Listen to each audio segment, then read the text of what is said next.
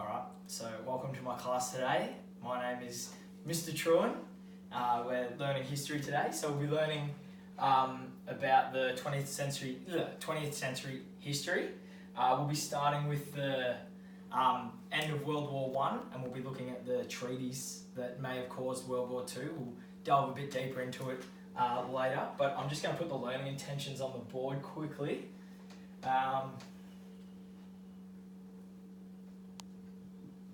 You guys can talk amongst yourself a little bit if you want.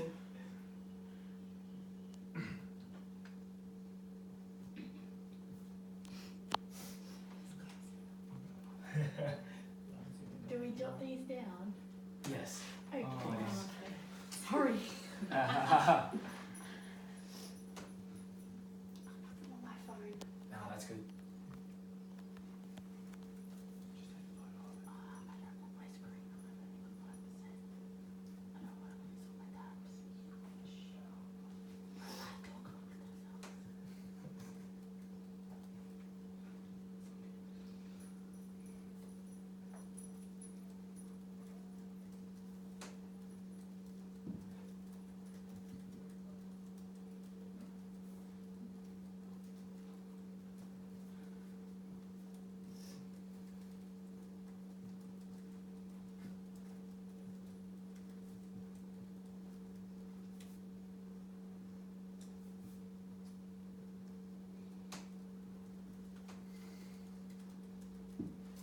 Alright, there are our learning intentions for today, but before we go over anything else, seeing as this is Unit 1, Outcome 1, I'm going to go over some class expectations first. So, can anyone think of any expectations that we want to have in our class today? Respect. Respect. That is actually one that I had put down, and also, you also did another one there. Put your hand up when you want to talk. Alright. Yeah, that was another one that I had. And another one that I have is no talking when someone else is answering a question or something as well. Alright, so we'll just start. Can anyone tell me about anything that they know about World War I and the aftermath of it and leading into World War II? More about the regime in the government. They formed the United Nations. Yep.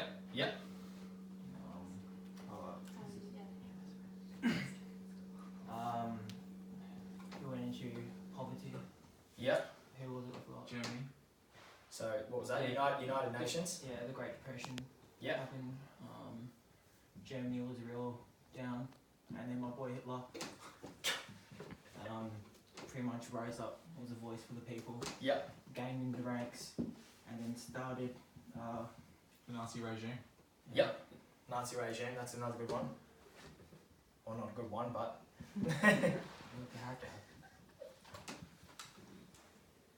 Anything else? What else did you say? There was another one. There was a treaty. Also, the United Nations Treaty. Yeah. Do you know what it was called? It's called the... Oh, do you know what it was called? Treaty of Versailles. That was... Yes, that is it. So, Treaty of Versailles. Do you know who was involved in it? Everyone except Japan, Germany. I don't know. Japan wasn't really involved in that Oh. stage because that was Turkey. before World War One. So no, it was Germany wasn't involved. They weren't invited to it.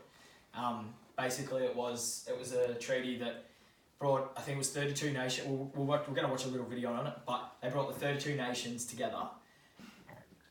Alrighty, so we were talking about the Treaty of Versailles just then, and then so the Treaty of Versailles is basically the 32 countries came together. There were three powers. There was Britain, France, and the United States of America. They were the three main powers. We're going to watch the video, so that will explain it a little bit more. It's only a basic little video just to get an idea. Before we get into that, I just want to give you some terms that you're going to probably hear throughout the course and furthermore. So we're going to start off with fascism. Does anyone know what fascism is? No? That's good. No. Okay, so fascism, so write this down. Fascism is an authoritarian and nationalistic right-wing system of government and social organisation. Communism. No, it's the opposite of communism. Do you guys know what a right-wing party is? Isn't it that like right would be like in the modern days, rights would want like gay marriage and stuff like that. That's more of a social. Do you know in Australia, in Australian politics, who would be the right, who would be right wing, and who would be left? The right would be Liberal Yes, and the left would be Labor. exactly. So it's basically right wing parties more include conservatives, Christian Democrats, classical liberals, nationalists, and far right racists, which is what we will talk about. Far rights, which is racists and fascists. Alright, so we'll go to our next one, which is Nazism. Does anyone know what Nazism is? No.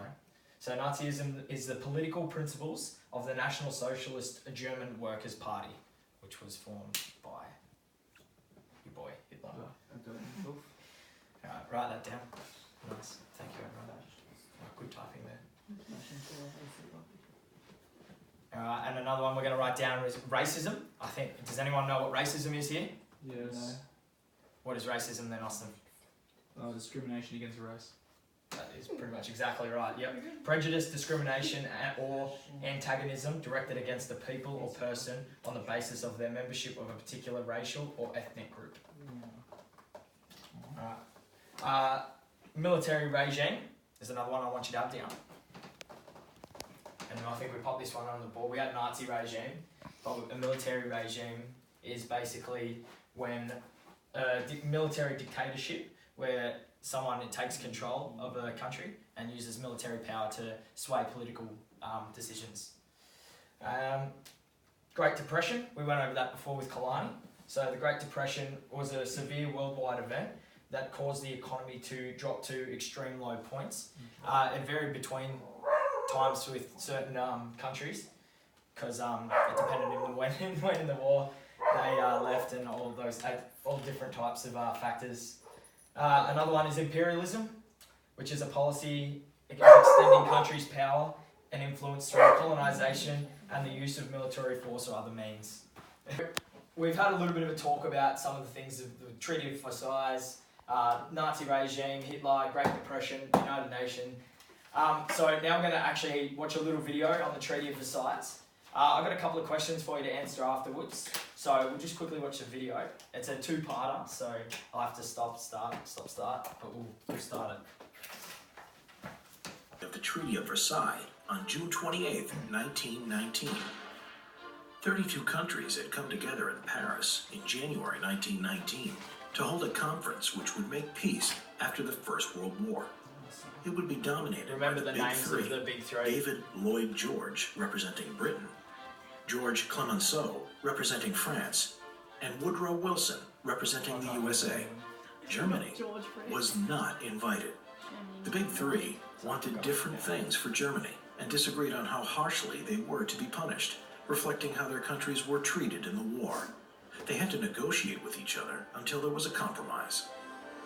This was difficult because Wilson was opposed to harsh punishment for Germany. The USA had not been involved in the war as long as Britain and France, and had not received as much damage. He wanted to prevent another world war by creating the League of Nations based on his 14 points, to ensure Germany would not be destroyed, and that Germany shouldn't be blamed for the war. Clemenceau's aims were the harshest of the three, representing the damage Germany had done to France's land and people, and its threatening proximity.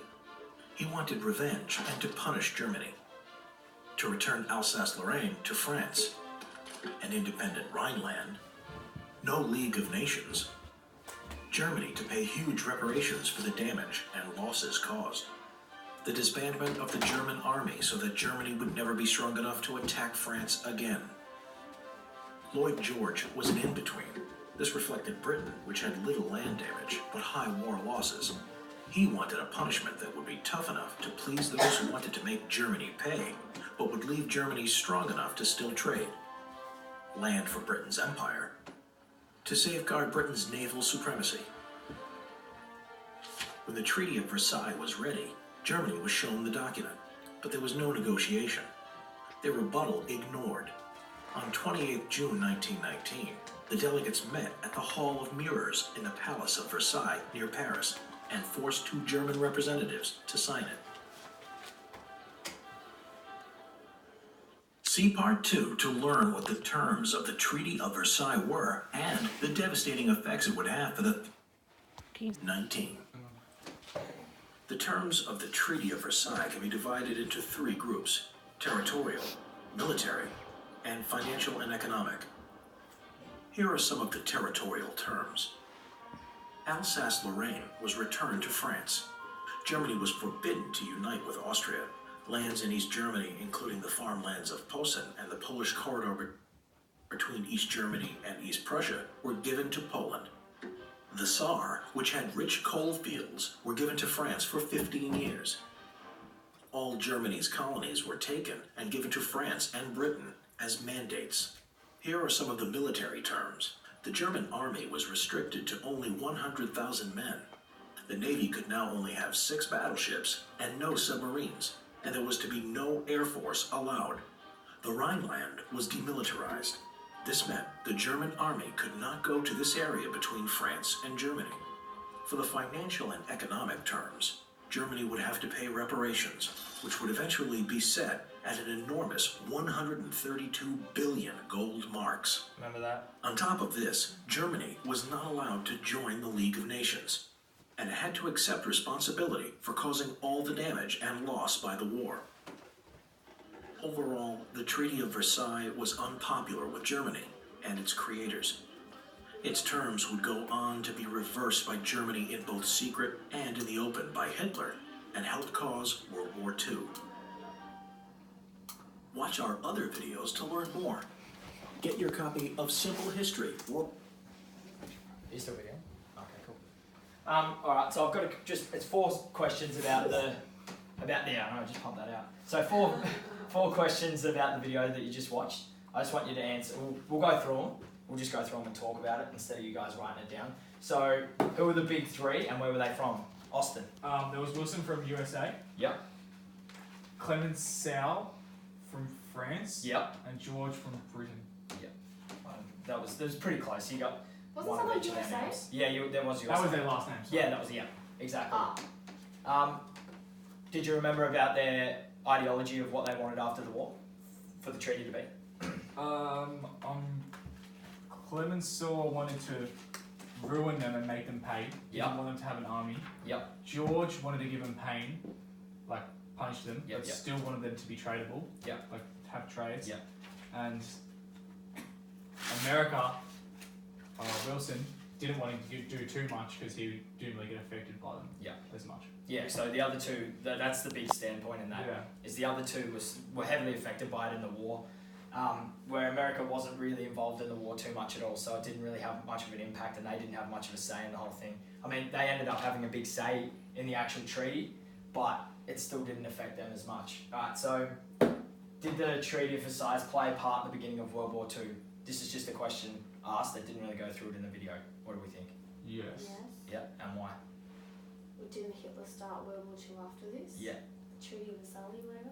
Well, the Treaty of Versailles was actually in 1919. Yeah, but isn't that why he did World War II?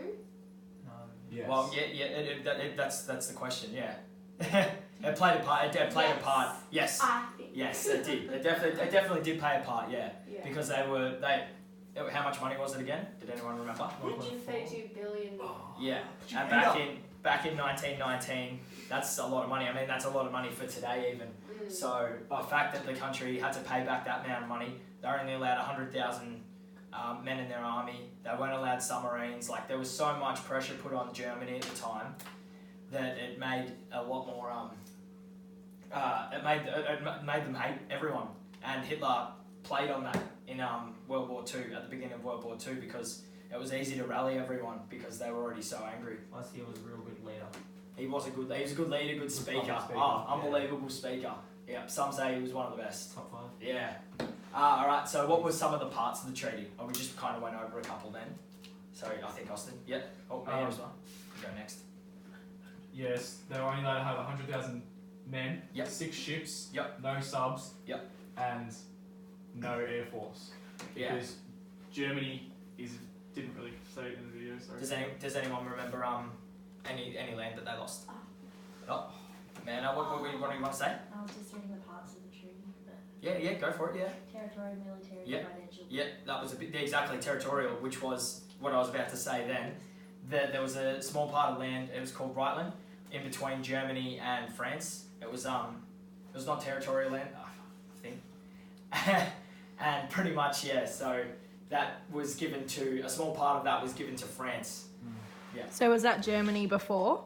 What was that? Do you sorry? know, like, was that Germany's land or something in before? World War One, they took that. Yep. Yeah.